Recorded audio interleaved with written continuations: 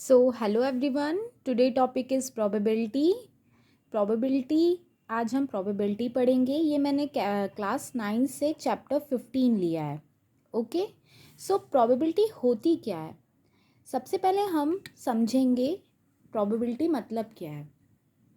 probability मतलब संभावना, किसी भी चीज़ की संभावना बताना, चांस बताना, किसी भी इवेंट का होना बताना.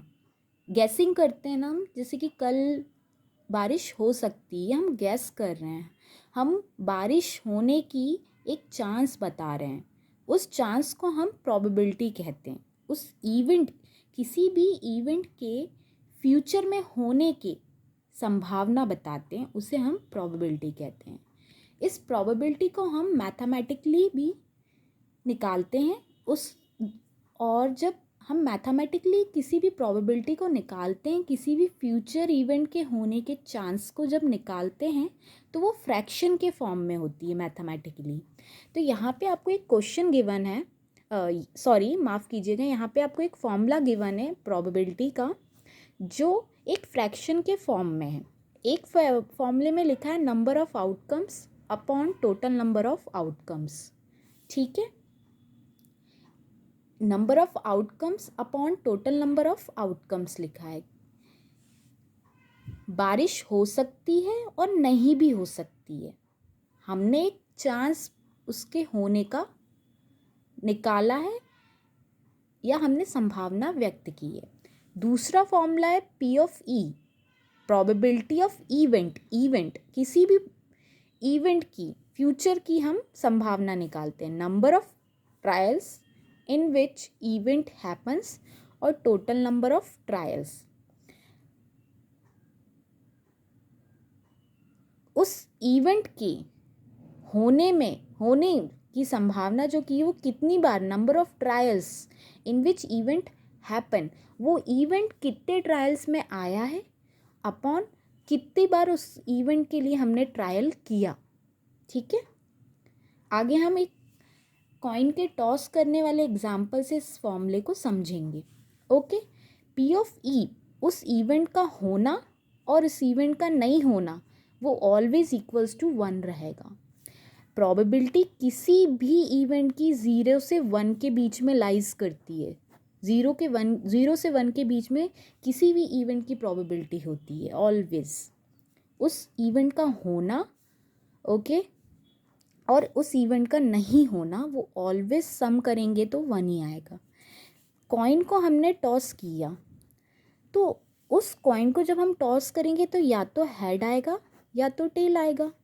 तो 2 ही आउटकम्स होते हैं. टोटल आउटकम कितने हो गए, 2.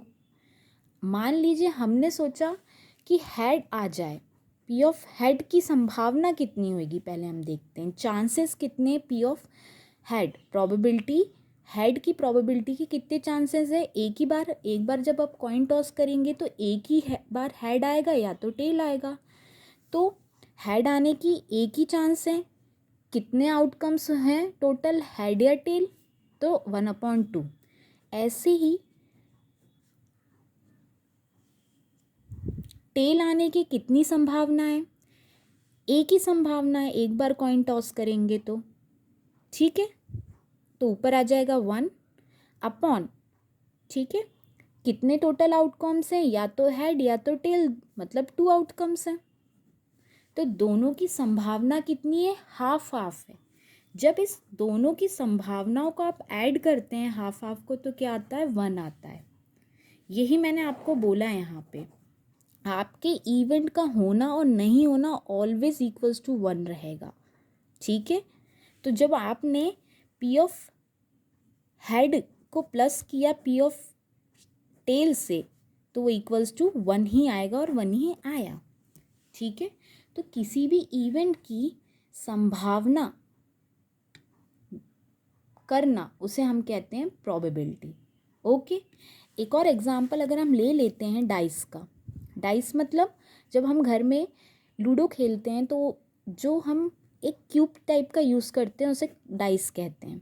ओके, उस डाइस में 1 2 3 करके 6 तक डिजिट्स लिखी रहती हैं, या तो डॉट बना के 1 2 3 होता है.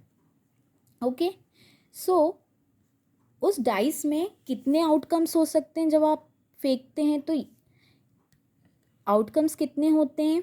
1 होता है उसमें, 2, 3, 4, 5, 6, तो टोटल आउटकम्स कितने हो गए? 6, 1, 2, 3, 4, 5, 6। और मैं ये बोलूँ कि 3 आ सकता है, मैं फेंकूँगी, ठीक है? तो उसकी आने की कितनी गारंटी है P(3) की?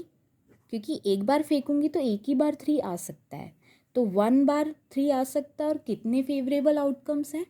6 है, तो 1/6, ठीक है? इस तरीके से हम प्रोबेबिलिटी किसी भी चीज़ की निकालते हैं। So thank you everyone. Next video में हम क्लास 9 की चैप्टर 15 की एक्सरसाइज करेंगे। सो बाय एवरीवन।